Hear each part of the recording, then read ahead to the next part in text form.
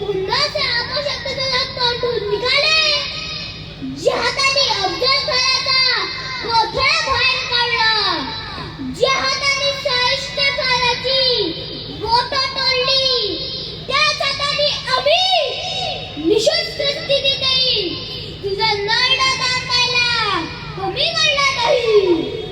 चालता हिंदून जर पुन्हा या महाराष्ट्रात तुझं पाऊल पडलं तर शिवाजीची गाड आहे, लक्षात ठेव.